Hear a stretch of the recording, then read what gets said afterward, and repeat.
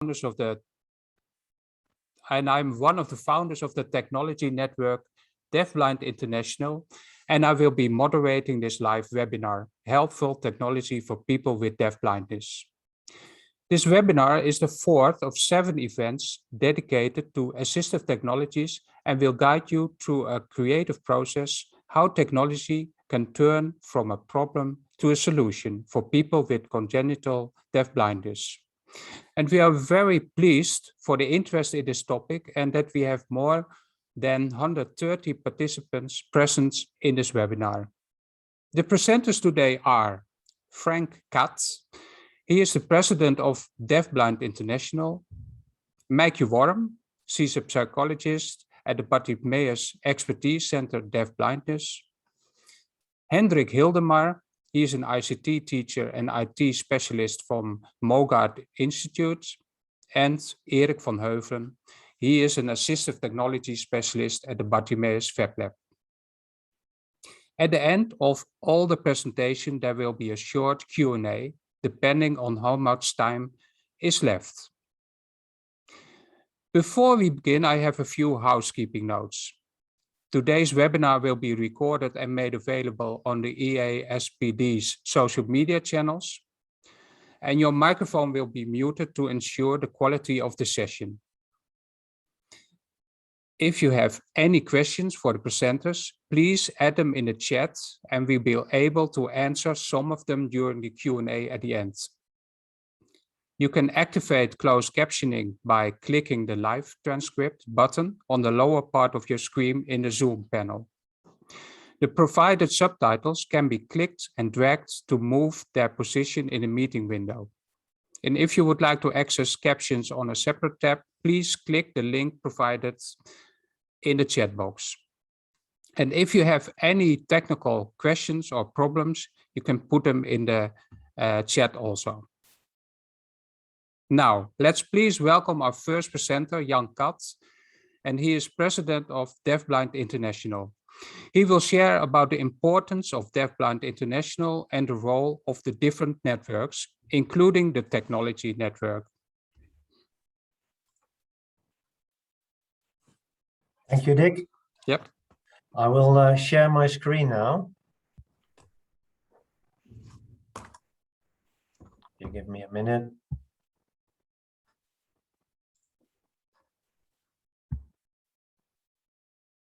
Good afternoon, and thank you very much for giving me this opportunity to share some information. And my part of this webinar presentation will be especially on some more insights on Deafblind International. So a short introduction on the goals and organization, some facts and figures, of course, something on communication and about networks, because they are quite important to Deafblind International. My name is Frank Katz, and I am indeed the president of Deafblind International. So who are we? We are an international non-for-profit membership organization and especially focused on needs of individuals who are deafblind, but also their families and the professionals who provide the services. We have an international board that is run by voluntaries around the world, and our main focus is bringing individuals together. However, I think it's fair to say that Deafblind International is also a community of people with the same ambition, the same motivation, and looking for colleagues in the field to learn and share practices, to meet each other during conferences, for example. In some ways, Deafblind International is similar to EASPD. We like to think of DBI as the point of connection. What does it mean to be a point of connection? In my point of view, it means, for example, a growing exchange and learning from each other, identifying and promoting best practices, for example, stimulating research in the field. We do that, for example, through our magazine, but also through one of our networks, advocating for international awareness, and of course, recognition of deafblindness as a unique and distinct disability. But for all of that, and probably much more, it is a place where you can find each other, build your network. Our magazine is read by many people.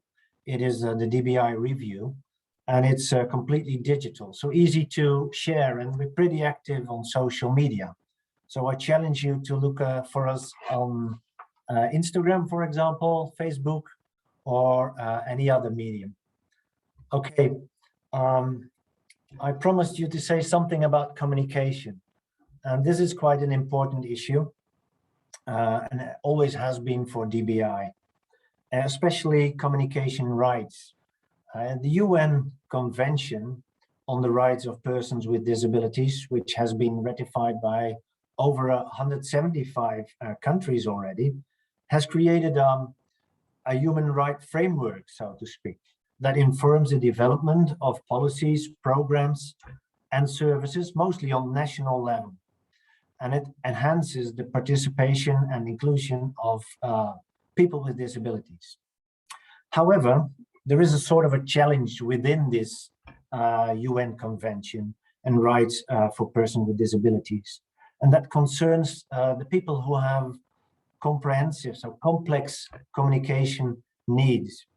For example, persons with congenital or acquired deafblindness, or people with multiple disabilities and visual impairment, the MDVI group, or with severe communication disorder. Those are diverse in resources, in needs, and life situations. Most of them, however, share this. Their communication needs can't be just met with assistance or basic technology, because they're so complex. It means, obviously, that to have competent communication partners, and much more nowadays, to have adequate assistive technology. And this is one of the challenges of the network that is presenting this webinar as well. So I shared a few different ways to talk about persons with deafblindness. And most of all, the first reaction, if you share something in your network or friends or colleagues, the first reaction is usually, but deaf and blind, I mean, at the same time, what can you do? Or any similar reaction.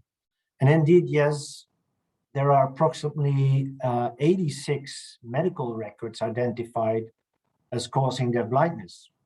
But there is also a possibility of an accident, domestic or work or in traffic, that can result in injuries that diminish the visual or auditory capacity. And finally, and we will get there in some way sometime, it is aging. With the lengthening of life expectancy, the quality of our visual and auditory functions deteriorates, until in some cases where the combined loss of has a significant impact on daily life. Thus, deafblindness is a sensory impairment that consists in the combination of loss of vision and hearing. And this special condition does not consist of the sum of deafness or of blindness. It is not a disease, but it can be caused by a number of diseases or syndromes. The severity of the combined vision and hearing impairment depends on, for example, the time of the onset. So especially in relation to communication development or early language acquisition, it depends on the degree and nature of the vision and hearing impairment, of course, or whether it's congenital or acquired, whether it's combined with other impairments, and whether it's stable or progressive. So you can't just divide deafblindness in similar groups, simply because each situation is unique. However, in research and literature, we find two different groups. I already mentioned the congenital group, which can be caused because of rubella or Charge syndrome, and the acquired deafblindness. Acquired is a medical term that refers to a condition of or disease that affects a person after birth. So, for example, Usher syndrome causes deafness or hearing impairment at birth, and vision impairment later in life. But it could also be people who are born with a vision impairment or are blind and go on to experience hearing loss later on a later stage, for example. So maybe it's good to share some facts and figures as well. So worldwide, there is a growing momentum for change based on inclusion. It is an interesting development, and it marks a significant shift from the invisibility and exclusion of persons with disabilities from the Millennium Development Goals to, however, it's vital to recognize that persons with disabilities are not a homogeneous group. Persons with deafblindness remain in many ways invisible, and they represent like 0.2 to 2% of the global population, and more likely to live in poverty and be unemployed, with lower educational outcomes than other persons with disabilities. They face multiple barriers, such as a lack of access to support services and accessible information, which ultimately makes it extremely difficult to voice their issues, mainly because the service provides in a way that is difficult to access. This is also one of the related challenges for our technology network. So the last bit is on DBI and the networks. Well, the networks are more or less the backbone of our organization, and we've got 14 networks. If you like, it's a special interest group, and they are focused on special areas. I could name a few. For example, the outdoor network, that they organize activities, and where it says itself, like outdoor activities, but they go mountain climbing, going into nature, canoeing. The other network, for example, is a research network. Researchers from the universities from all over the world discuss latest research or support each other's research funding, and they relate to urgent questions out of the field, for example. Of course, the technology network, which is organizing the webinar today. So if this webinar, or after this webinar, you would like to know more about deafblindness or DBI, please visit our website. It's easy to access, and you can become a member, a free member, and you will get your DBI review magazine or join one of the networks. Let me hand over to Maikje. So I will unshare my presentation. So, okay. Yeah, unmuted. Hi, everyone. I'll share my screen. Can you hear me well? Okay, good. Okay, hi everyone. As Dick already said, I am Maikje Worm. I work as a psychologist at Bartimeus, and I'm also one of the network leaders of the technology network from Deafblind International. And today I'll start the technology part of this webinar by telling something about our network and about recent research that has been done in the field of technology and deafblindness. Oh, but now, oh yeah, it works. Okay. Technology is developing really quickly, as everybody knows, and ideas and sorry, the possibilities of technologies are endless, of course.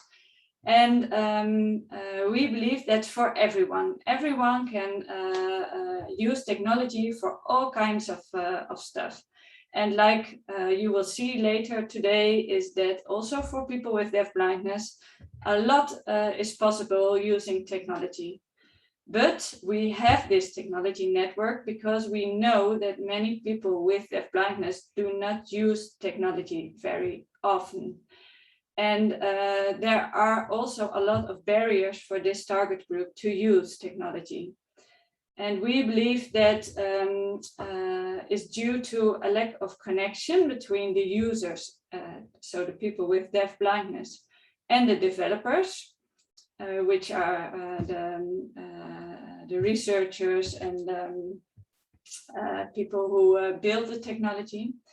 And there's not much exchange at the moment of ideas and solutions between those two groups. Another difficult aspect of technology for people with deafblindness is not only that there aren't that many people with deafblindness, but also that the group of people with deafblindness is a very diverse group, as Frank also mentioned earlier. So a lot of technologies need to be custom made or customized or adapted to the possibilities of the persons themselves. And therefore, of course, technology is very expensive, or can be very expensive, I need to say. And therefore, we last year we raised the technology network of Deafblind International. I already saw that there are a lot of members also here present, so I will not tell too much about the network right here. But we have 4 main aims, and I'll read them aloud. The first one is making existing and new technology accessible for people with deafblindness. Secondly, we'd like to collect the needs and ideas related to this topic, of course, from people with deafblindness, and to find technical solutions there. We'd like to promote scientific research on haptic perception and haptic technology. And we'd like to share information about existing devices and applications. And we think a network would really help to get those aims done. Now I'll tell you something about recent studies that have been done on technology. And the first one is a literature review, which was published last year in Frontiers, which is an open access journal. And as you can see, it's written by Fernandi Dijzel, Ms. Oostrom-Kalo, Ms. Sterkenburg, and myself. And it was a literature review in order to see which assistive technology has proven effective for communication and social interaction for this target group. And we chose to include journal articles, peer-reviewed journal articles from 2005 until then, so 2020. Earlier articles were, of course, too old. The technology which would be described there would be outdated. And we only chose to include peer-reviewed journals in the hope that the technologies would be further developed and obtainable for people with deafblindness. What we found was that initially we found over 3,000 articles, but after the criteria, we only have 9 studies left. So there were 9 articles concerning technology on communication for people with deafblindness. And the other articles were not deafblind specific, not peer-reviewed articles, or did not concern assistive technology for the sake of communication. And the thing I'd like to present here is that we have looked at the technology readiness levels of these 9 articles, which is a scale from 1 to 9, in which 1 is just a description of the basic principles, and 9 is a whole system which is used in practice and proven successful. And as you can see here, it says proven through successful mission operations, that because the scale is invented by the American Army, but we think it's for technology, and we think it's also adaptable or applicable for other technologies. So we use this scale to see how those 9 studies, how far they were developed in their technology. And what we found was, one was a review article, so we did not include that one in the technology readiness levels, but 5 of the studies here were placed at 1 till 4.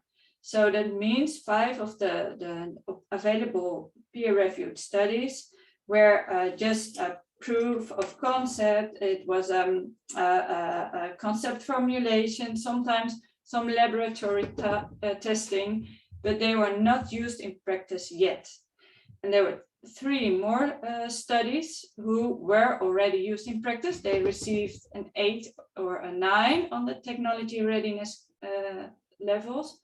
But these 3 articles were around technologies that were already used in practice by other people, and they were adapted for people with deafblindness, or used by people with deafblindness tryout in this target group. So what we saw was that the custom-made, custom-developed technologies, which were described in the peer-reviewed journals, were on a very low readiness level yet, and the adapted ones were at a high readiness level. So that was a really interesting result. Okay, this one I'll tell quickly because of course we try to describe what was found in the 9 articles, and we described that around 4 main themes: the objectives of the technology, the design and development of the technology, how it was implemented, and what the impact was of the assistive technology. And if you're very interested in this part, you can read the article. I'll jump for now to the conclusions. We found that there was not much research done yet, or at least not described in peer-reviewed journals. And what we also found was that the technology that was developed didn't really move on to the more advanced stages. And that was because they were all loose studies, so there was no combination yet. And what we think is that more sustainable research is needed. And although many of the articles asked people with deafblindness their feedback in their studies, they were not yet involved as co-creators in the studies. And it was mentioned in the articles that it could be interesting to do so. And we also recommended to do so, because only when you ask them to create it with you, we can really understand their needs and really make a difference in their quality of life. Okay, after that, a new study was published in 2021, so this year. And we also, I also thought this was very interesting. It was about device use or device abandonment of people with deafblindness, and it tried to unravel why people with deafblindness do or do not use their devices. And they found many reasons for that, and they depicted it in this figure. For the people who cannot see the slides, it's a flower-shaped figure. And each leaf of the flower, there are 4 leaves, and each leaf of the flower represent one aspect why people use or do not use their devices. The first leaf is the leaf on the top left, is about personal characteristics of the user, the person with deafblindness, so their age or the severity of their impairments, for example. On the top left, there are the device aspects, top right, the device aspects. So the aspects of the device that influence the usability of it, like the size or the control, how you can adapt that. On the left bottom, you see environment aspects. So those are the potential influences of the effectivity of the device. And on the right bottom, you see intervention aspects. So that's more the training and the support of the device. And I think this is a really interesting figure and also way of thinking, categorization, how we could use when developing technology. And think about all these aspects when we are trying to do our best to make technology accessible for people with deafblindness. I'm looking at the clock now. The final study I'd like to point your attention to is the Suitcase Study. It's quite a different study. It's a project, a research and innovation project, and it has also just been finished this year in 2021 with a very interesting webinar. And it was a European project funded by Horizon 2020. And what they did, they had a very large user study, having 81 in-depth interviews with people with deafblindness to see what their needs were and what they wanted to gain from technology, what they missed. And they, within this project, they developed an haptic communication technology. And mainly with the aim of to recognize objects in the environment and to communicate social haptic communications. And they did so with developing a smart wearable with vibrating actuators. And I'll show a picture on the next slide. This is a picture of one of the prototypes they have developed. On the left, you see a tactile board. It's a square with 16 dots on it. And on the right side, you see a vest. And when you push one of the buttons on the tactile board, then a corresponding actuator on the vest will start to vibrate. And with this, we can send signals to the vest. For example, when you make a cross on the tactile board, then the person with the vest feels that cross.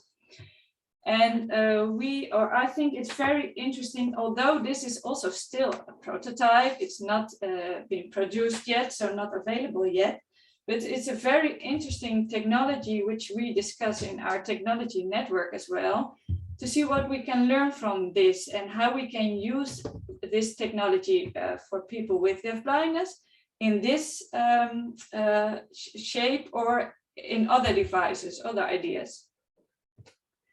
So what do these projects teach us? First of all, we need to include the end users in all phases of research and development. I already said so.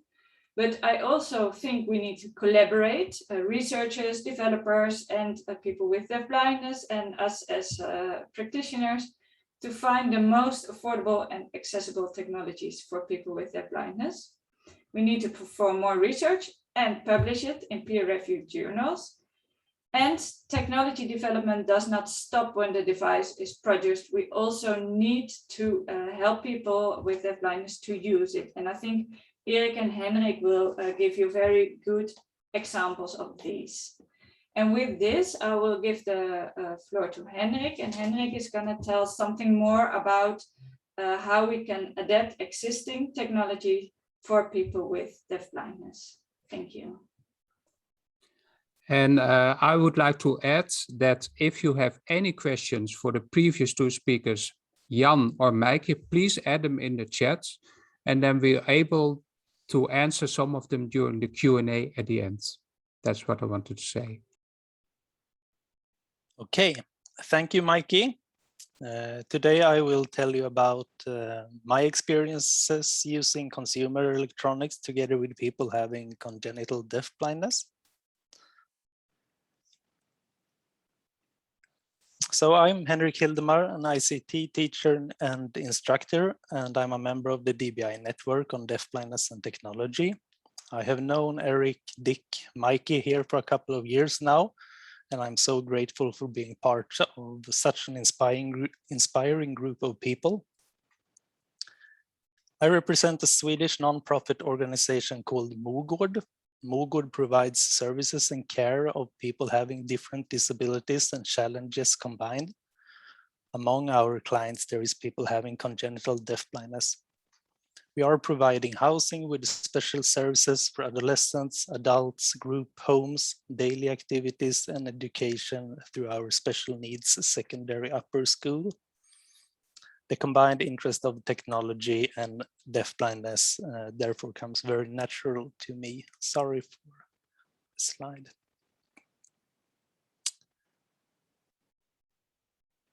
Something is a little bit strange, sorry. Moogood is today a big organization here in Sweden, and it works as a competence center giving care to more than 100 clients from all over Sweden. Today we have about 700 employees. We have been providing services for deaf and blind since 1947. That is unique here in Sweden and something we are very proud of course. Except for the pupils, all of our clients are grown-ups, and many has to be considered being resident in a lifelong perspective. In my role as an ICT instructor, I have been part of many interesting discussions during the years, and it has sometimes challenged me and my colleagues to take new perspectives on deafblindness and its most afflicted areas that is concerned to be communication, the gathering of information, and orientation.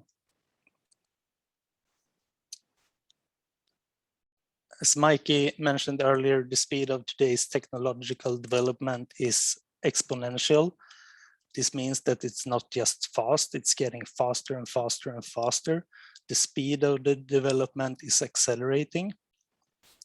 And producers of dedicated technical aids are often very small businesses driven by passion, perhaps a part-time engagement sprung of having a relative with a disability, for example. The ideas are often very, very good, and of course also their ambition, but they sometimes lack the muscles to develop fast, and this often sadly leads to aids feeling or sometimes even being outdated with reaching the market.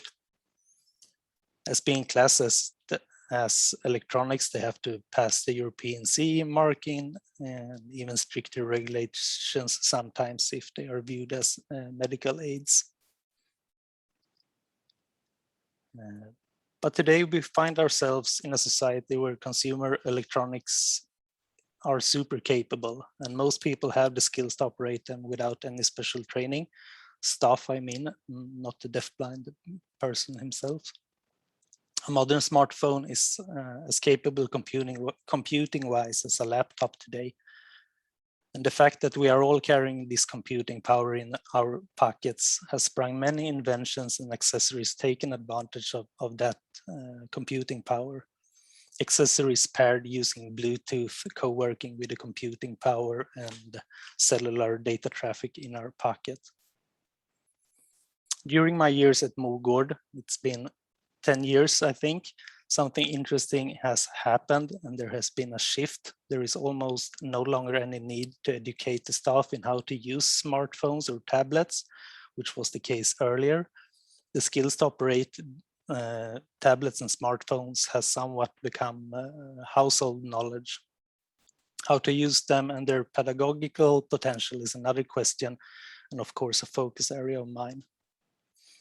I will today give you a couple of examples of how we have used ordinary consumer electronics in different ways at Moogood together with people having deafblindness. And most of the examples comes from our special needs secondary upper school. I've chosen to sort examples out from the three main afflicted areas having deafblindness, which is communication, orientation, and the gathering of information. And today I have chosen to let the gathering of information be about time awareness. So the slide here shows how we, together with 2 students, both having some residual vision and hearing, are working together creating meaningful activities to communicate about. Here we are using an accessory called Cosmo, which is paired with an iPad. The buttons are accessible and forgiving in the way they register touch and can change the color of their LED lights. Using the iPad, different games can be played using the different buttons. Matching colors or being the fastest to gather your colors are games in the iPad, for example. The activities gives opportunity to observe and train communicative skills as turn-taking, for example. And as you see on the picture, we often combine technology with traditional materials, making it easier to relate and create concept. Here, different colors, for example, using the iPad, the different Cosmo buttons, pencil, and drawings. Together with this boy, we worked with a theme-based learning around the concept of spring, observing changes in nature, and the gathering of polywogs, I think it's called, infant frogs, watching them grow and develop. The boy who's deafblind is also very interested in blowing at things with his mouth. Yeah, you often see him blowing at balloons or balls or paper or something like that. Using his little residual vision, the boy also is interested in using iPads. And an experienced teacher of ours got an idea of combining the theme, the spring theme and the frogs with the iPad, and started searching through the App Store, finding the perfect match. Among the million of apps on the App Store, there was an app called The Blowing Frog. Some developer had created a very simple game where you interacted with the iPad not only by touch, but also using your mouth. So a frog on the screen blows up when being tapped or when blowing into the microphone like this. The harder you blow, the bigger the frog gets. And the teacher described these scenarios. They both could meet inside the iPad, being in a trustful togetherness, taking turns, collaborating and having fun. Also, the Swedish sign for iPad and frog is the same. So this also made it an even richer concept to communicate about. Together with a couple of other students, the use of Lego and an iPad has been very rewarding, making small avatars of the students and the people around them using Lego figures. We have worked a lot with storytelling and stop motion. For example, reenacting the activities done before lunch, after lunch, using the stop motion movies has created truly rich communicative situations. And by using the movies created, it also is easy to revisit the activities later on, showing your staff in the evening or your family. We also had many interesting experiences using different robots. Sheep robots developed for different school activities, made to teach the first sequential steps of programming, for example. But we've also used more advanced robots controlled by tablets. The robots, the blue dash and the little bee-bot in the picture, are used on a wooden robot arena, making it impossible for the robots to be driven over the ledge. And the robots have been used based on the students' area of interests, of course, visiting different Pippi Longstocking characters, collecting Pokemons, or even playing soccer.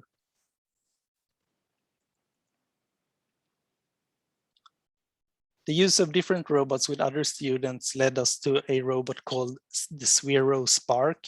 It's the translucent blue robot you see in the picture, who among many other abilities can perform different dances and skills. So by creating some kind of gyroscopic effect when rotating inside the shell and the different vibrating patterns, the robot offers truly rich tactile experiences, which have been very appreciated by our deafblind students. Seen is also on the pictures a vibrating musical bracelet that translates music into high fidelity vibration patterns on your wrist. And the student is exploring that, and also at the same time a vibration speaker is used as seen in the picture. So based on the user's hearing, if he's got any residual hearing, different methods can be used to listen, feel, or even enhance musical experiences. The pictures are showing different situations where students experience and creates music in different ways. We have used vibrating speakers, so-called transducers, a lot at Moogood. Small speakers who lack the traditional cone in a speaker. So instead of the cone, the coil is attached to a small foot, and the foot is making any surface vibrate. Different materials vibrate differently. So using those vibrating speakers, exploring how the surrounding sounds and vibrate has been a very fun activity. And as seen in the picture, we have built special wooden resonance boxes in different shapes. The one showed in the picture is quite big, but we have also made smaller that fit into a person's wheelchair, for example. You can see a young boy in the lap of his teacher creating music using an instrument called Skoog. It's a synthesizer who controls an synthesizer app in the iPad by pushing different silicon buttons on the instrument. And the iPad also then plays the sound created through this vibrating speaker seen on the picture, which is enhanced by the resonance box and experienced tactile through the whole body of the user. We also have been using other traditional computer speakers as shown in the bottom right. Luckily, these speakers have some kind of subwoofer functionality built into them. And there's a port on the upper part of the speakers who a student of mine found.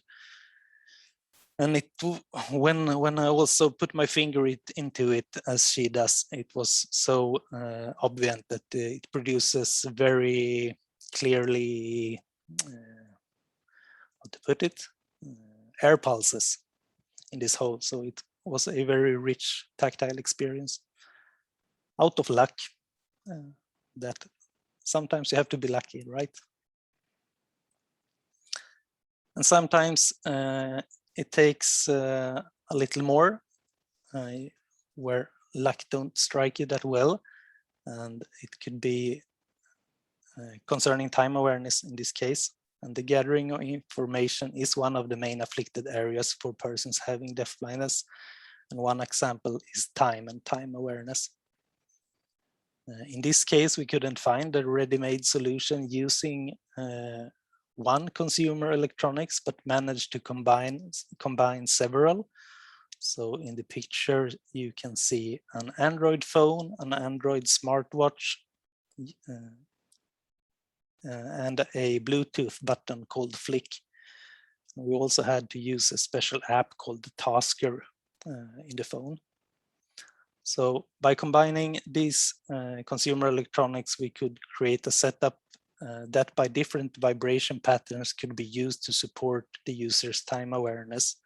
Using the Flick buttons, 3 different modes, 3 different time spans could be set, only using the push of a button, then played different vibrations pattern on the wrist of the user in the watch. So using a shorter time between the vibrations led up to the timer or the alarm being set.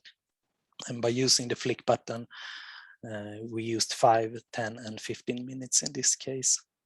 So trying to support the user's time awareness in this manner, the staff also told me that they have become so much more observant of the question of time awareness in situations where the person needs support, and they started to also give that information in other ways.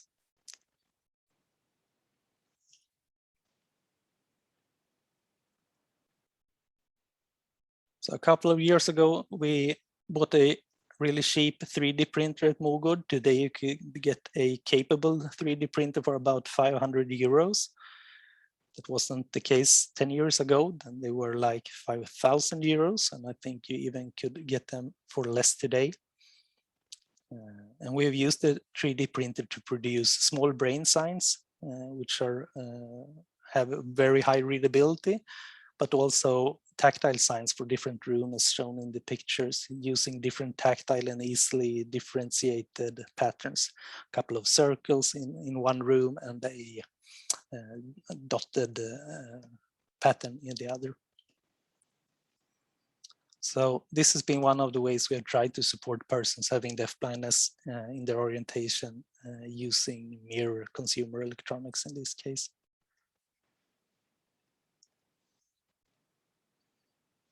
So all the examples given today has been created using ordinary consumer electronics, often combined, but in all the cases used out of the box without any altering.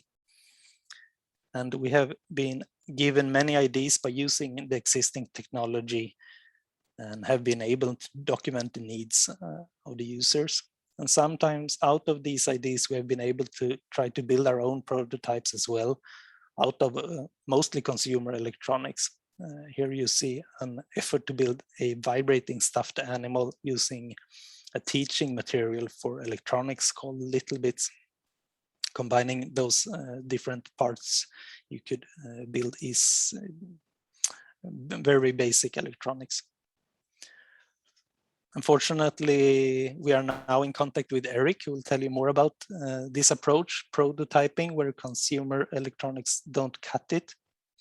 And I really encourage you to try and use the technology you have at hand or could get hold of. You will learn more about the user's need and their interest and be rewarded with many truly inspiring moments, I think. Thanks.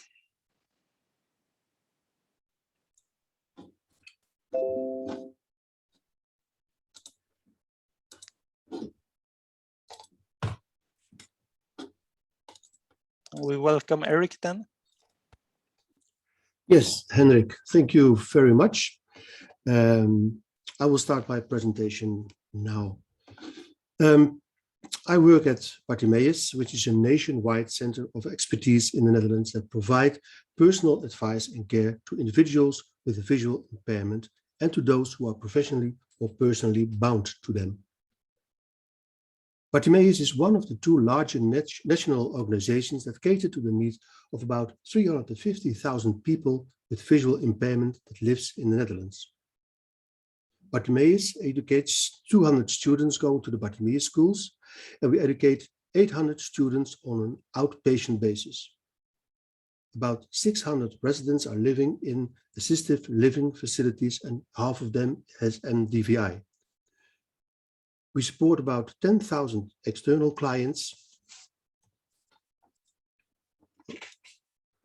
And we have about more than 100 years of experience in catering to those living with visual impairment. Bartimeus has 70 locations and they have about 1,500 colleagues. 100 deafblind clients, and we provide 24-hour care, from which 50 have congenital deafblindness and the other half has acquired deafblindness. In this day and age, we are living in a digital society. A lot of different technologies make our lives easier, and we are able to do things we never could do before. And mostly we don't even realize how fast developments in technology are moving. Technology is all around us. We have come to rely on the smallest form of technology. For instance, your automatic car key opens the door. Your coffee maker that starts a fresh new pot when you enter your house. Or a watch that tells you how many steps you've taken this day. The use of even the most simple form of technology is, as we call it, the new normal. With one click of a button or with just one swipe on your phone or tablet, the whole world lies at your feet. You and I are able to access information without any difficulties. It makes life easier, more convenient, and is sometimes even safer. We have to rely on technology more and more. It has a great impact in our daily life when those technologies do not work. Try to imagine a day without Wi-Fi, without your smartphone, or without a tablet. It's almost unthinkable. And we would probably have a bit of a crummy day if this situation was to occur. But if you would ask the same question to a person with cognitive and a visual impairment, the impact would be very small compared to us, because they are hardly using any technology. So there is a digital divide. But why? I think there are four main reasons. When someone has MDVI, multiple disabilities and visual impairment, the common solutions for the visual impairment are too complex. To use a Braille display, you have to be able to read Braille. To use audio description, you need to be able to hear.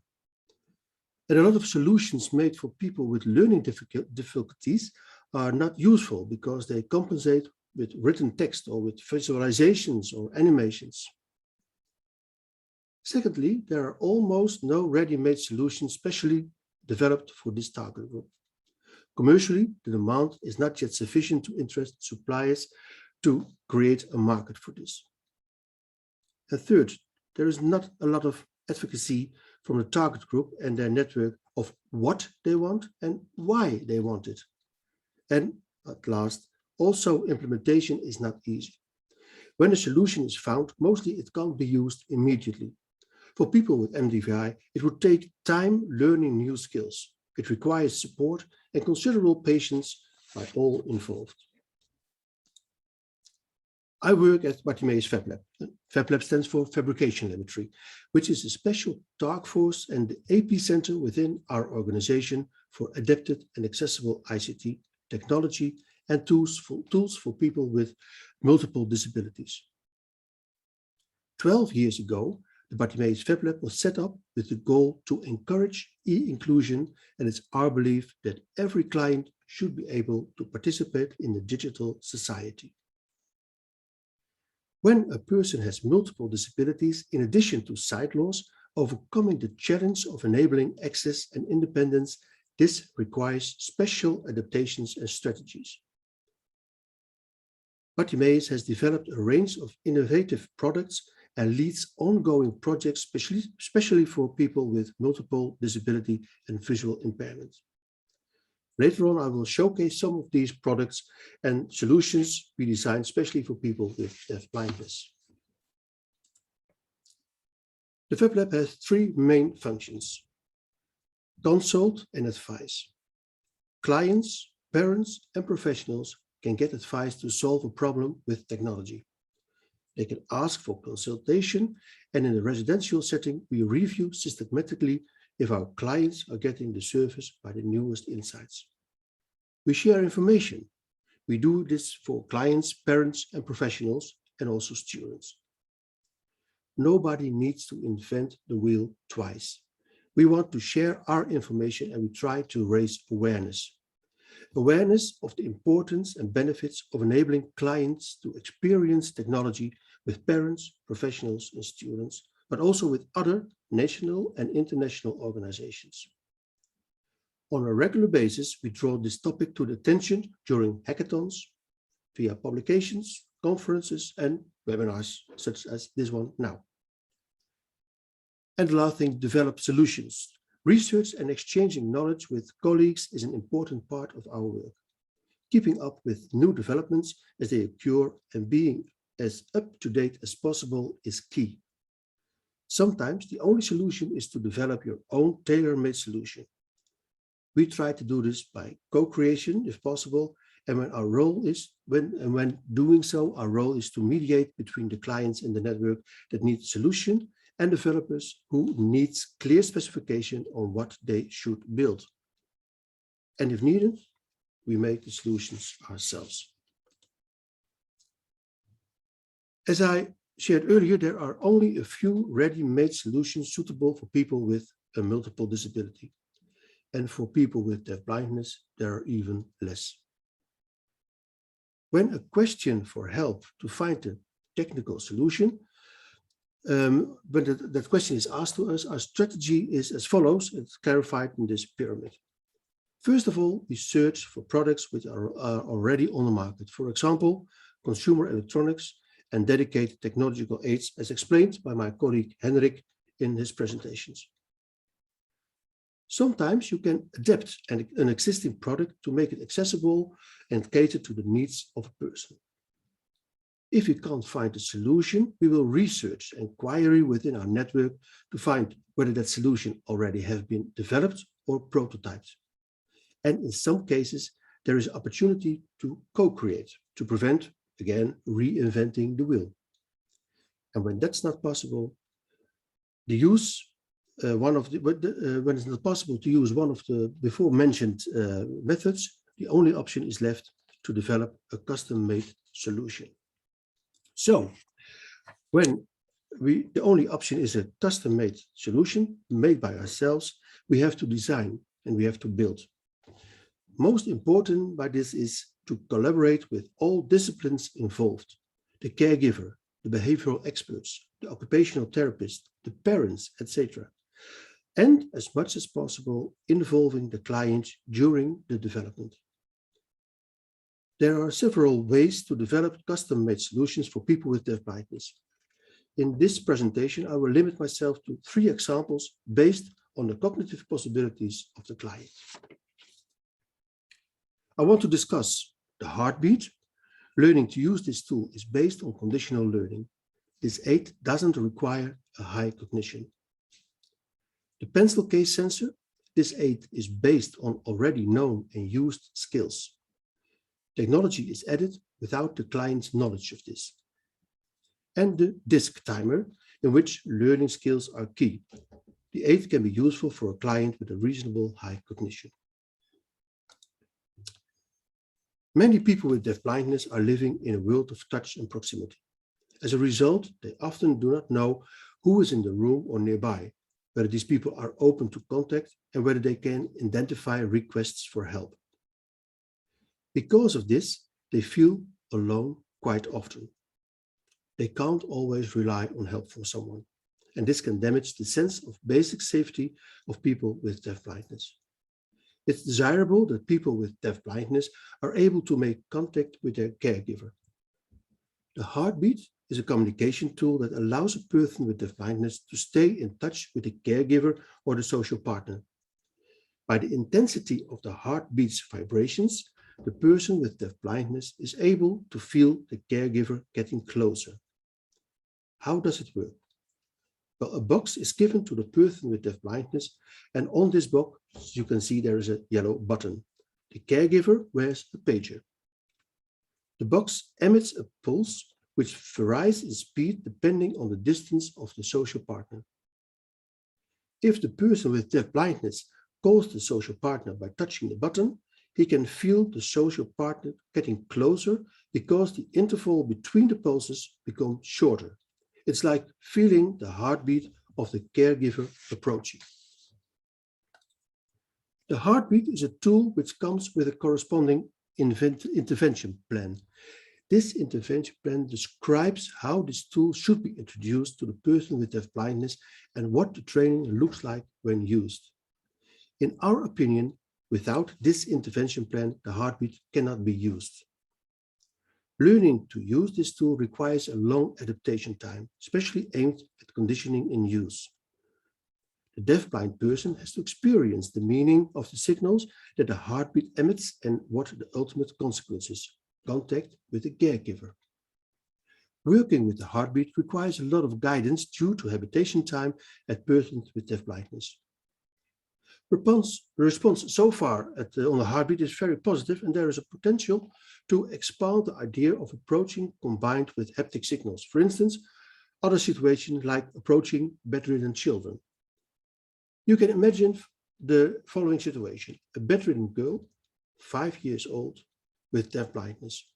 It would be nice, I think it would be desirable, for example, that the moments of care, for instance, the changing of a diaper, are made known to her in a pleasant way. Based on the technology of the heartbeat, the following solution is possible. As soon as you enter the room of the girl, as soon as you open the door, the pillow she's lying on will give a very calm heartbeat. When approaching the girl, the pillow vibrations intensity, the heartbeat, will be more and more clearly, so the approach of the caregiver is introduced in a pleasant way, and she won't be frightened or startled. The next case is about a deafblind client. He's completely deaf, completely blind, and has an intellectual disability. He always wants physical contact with his caregiver, and therefore he has one-on-one care all day. Over the years, short moments of not touching or no contact were possible. And sometimes he even pushed you away. But If he called you again, you had to come right away. He eventually learned to use a pencil case as a referrer. This pencil case is always up for grabs for him. When he picks up this case, he indicates that he wants to have contact with his caregiver. This way of communication has been common to him for several years. But if there's not a quick response when picking up the pencil case, the client shows unwanted behavior. However, it's not always possible or immediately noticed by the caregiver that the client has picked up his pencil case. That's why they asked the Fablab to help to solve this problem. How to prevent not noticing the client picking up his pencil case. Our starting point was follow client habits and follow activities that are in line with existing working methods. So a new referrer has been made in the same shape of his well-known pencil case, in line with what he's familiar with. Only in this version, the pencil case has a triangular shape, so it can be well placed on the table. Inside this pencil case, sensors are built which will react as soon as the client picks up the case. As a result, a buzzer built into a receiver that the caregiver carries with him and which is connected to the pencil case sensor will sound. This is the signal for the caregiver that the client has picked up his referrer and wants to get in contact. Experience so far are very positive. There is more accurate response to the client. The next question was asked to the Fablab by a teacher of a 5-year-old deafblind student. Could you provide a tool giving insight into the expiration of time and the remaining time of, for example, an activity? At the Fablab, we know there are more questions about tactile information about time-lapse. In fact, it concerns a non-visual time timer, as shown on the right, used when a traditional time timer is not usable. Our starting point was design a time timer suitable for a student with deafblindness, fully tactile usable, in which vision and hearing can also be used to a greater or lesser extent in some cases of support. And we have to take into account a greater usability than just pupils, just school, just students. But there are implications when working with a timer. When performing an activity, attention should not be continuously distracted by having contact with the timer. When using, for example, a visual timer, you can get insight into expired time and time to go by looking up from your activity. If the time timer is tactile, you will have to break away from your activity. Find the tactile timer to get insight into the time, and after that, you have to continue your activity. So there's a great risk the timer will distract too much from the activity. So our mindset was develop a physical timeline on which something happens during the time. For instance, something disappears after 1, 2, or 5 minutes. This can be supported with tactile information by using vibration at every step, visual support using LEDs, or auditory support, a sound that is audible at every step. One of my colleagues suggested a timeline based on the game 4 in a row, as shown on the right on this slide. I will show you the prototype in a short video. Based on the game 4 in a row, falling discs will indicate the time lapse. On the back of the prototype, there is a display with a small control panel.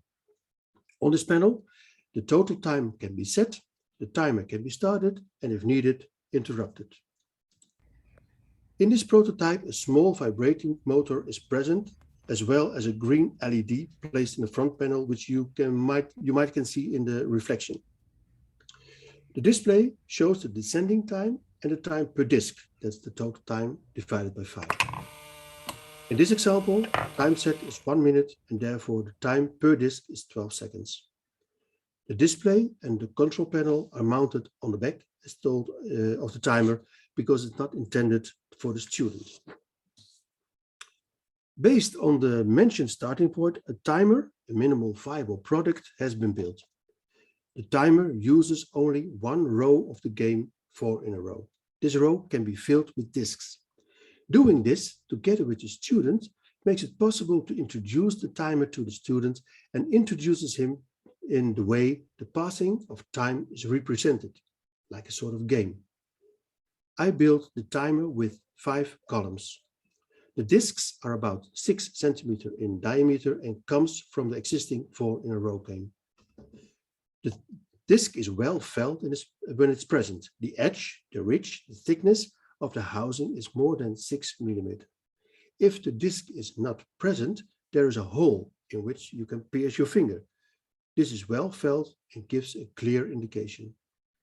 And we are planning to make new discs with tactile recognitional patterns. Underneath each of the holes are very bright LEDs placed. By analogy of existing timer, the timer starts with all discs present and all LEDs lit.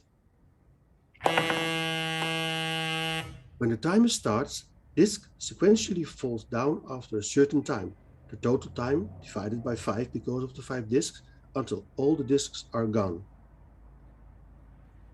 So when the time is up, there are 5 holes left. Every time a disc falls, there is a short vibration to be felt.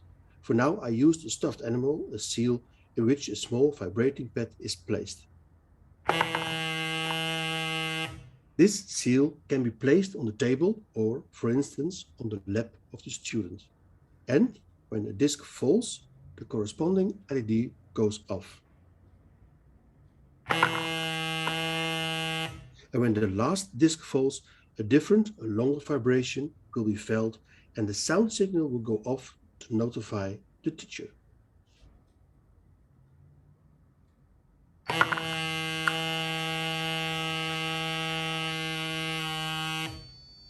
We are planning to do tests with the timer this autumn. Because of the COVID pandemic, we were not able to test earlier. Eventually, we hope to be able to produce the timer after fine-tuning based on user experiences in plastic by laser cutting. 3 custom-made solutions I have presented to you. More solutions have already been created by us and more will certainly follow. In finding solutions, solving problems using technology, we have become more and more inventive, but we have also run into problems large and small.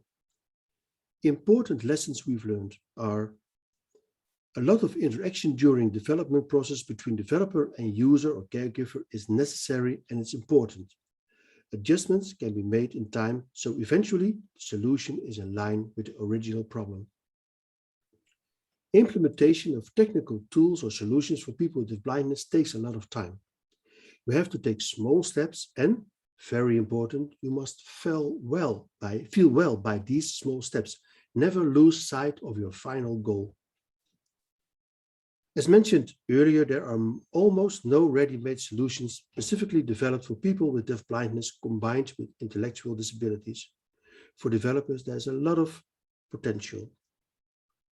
And joining forces, learning from each other, exchanging knowledge, and international cooperation is very important.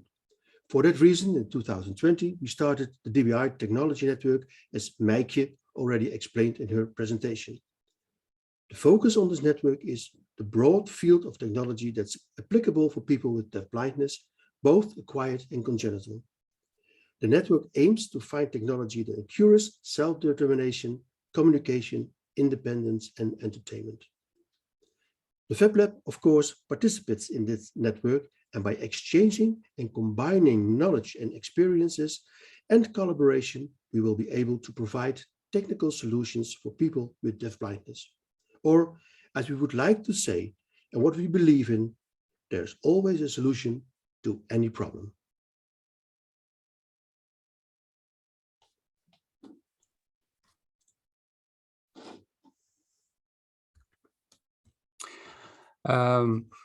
After hearing these very interesting presentations, we have come now to the Q&A. If you have any questions, please add them into the chat. And maybe you need some more time and have questions after this webinar, then you always can contact the speakers by email. Eric, can I ask you to share the slide with the email addresses? And I would like to start with what Fabrizio from Italy shared in the chat earlier. He said, good afternoon. The more we move into the future, the best technology we hope that will be realized to support persons with deaf-blind impairments. However, combining some difficulties in approaching two technical devices in Italy is still much used the method created by Mr. Eugenio Malossi in the past century. In COVID-19 period, as it is almost suggested to do not have physical context, the method could give some problems, but I believe that it is important communication way to be part and involved into the society. Which of the speakers would like to add something to this contribution, and also the aspect of using technology and haptic technology during a corona period is interesting maybe. Maaike, Erik, Hendrik, or Frank, who would like to respond? Maaike? Yeah, I can respond a bit. Oh, can you, we don't hear you very well. Can you hear me now? Yeah, not better. Enough? Yeah. You are muted. Yeah, I'm not unmuted, but I use the microphone from Eric. Oh, sorry. Okay. We're on a 1.5 meter distance in the same room. That's it. Yeah, I'm not familiar with the method created by Mr. Malossi, but as I understand it, it's more a way of tactile communication and tactile learning. Is that true, Mr.? Yes, that's true. If I may, I have been for several years a consultant as a neurologist in a center for persons with partially sighted and blind persons here in Rome. Mm-hmm. In the past, I have had also the opportunity to visit Bartimeus and Bartimeus Ache very long time ago, and I was astonished by what I could see they were doing already at that time with persons with these problems. So really interesting. Coming to Method Malossi, it's a way of having this person, Eugenio Malossi, in the past century. He died in 1930.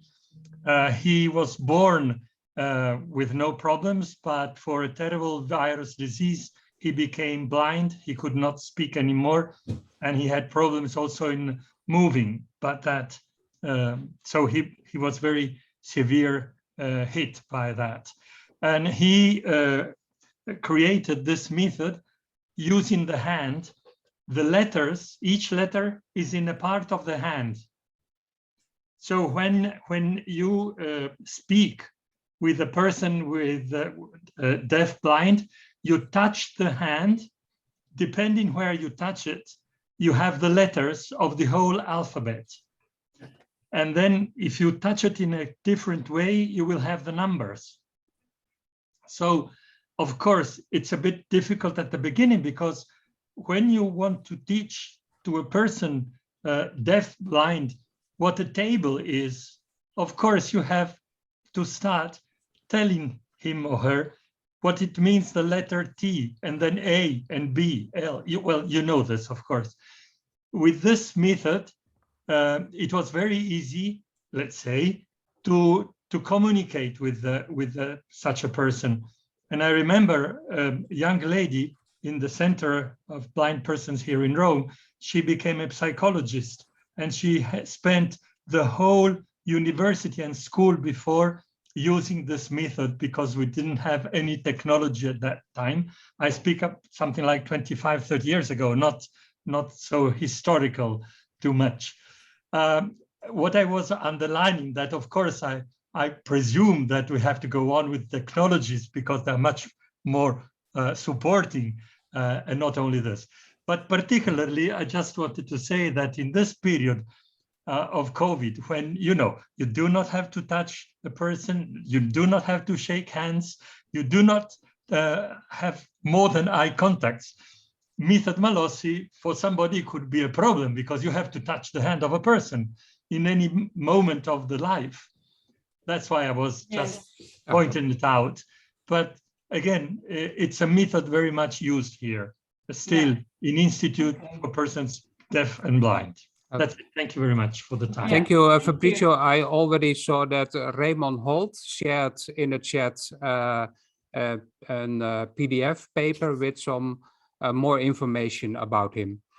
I also have a question for Hildemar from... Dick, oh, yes. Can I respond to... yes, quick. Yeah, I'm too quick. Sorry. Yeah. Because it sounds now familiar to me because it looks similar to the LORM alphabet, which also has an alphabet on the hand. And I know there has been some papers also with a glove, a LORM glove, where you can make signals on a distance, and the person who wears the glove feels it also with vibration where you touch the hand. Yeah. Exactly. The feelings of loneliness and the lack of connectedness are also very, I've heard those a lot, unfortunately, of the people with deafblindness I know. So that's also, unfortunately, quite a familiar problem. But what I really wanted to emphasize here is that, in my opinion, technology is not, it will not be instead of physical contact for people with deafblindness. And when you ask people with deafblindness what they will, how technology can benefit them, they always say it must not take the place of human contact. So we have to look at it as an addition to the human contact we have. And I think that's just the same way as it is for us, because we also, most of us, also do not want to replace our live contact with others by only these kind of Zoom meetings and chats. We also want to really see each other and speak to each other live. Yeah. So I think that's also the same way we have to look at it with people with deafblindness as an addition to our human contact. I agree. Dick, if it's okay, I would like to add something as well. However, I think what Mike has said needs some silence to think about, actually. But if you are interested in the LORM glove Mike was talking about, there is an interesting YouTube video that explains the whole system, and it's called Speechless. Easy to track. LORM, Speechless. Okay. There's more material shared about this topic. Raymond shared information about the LORM glove, and there is some more response on this.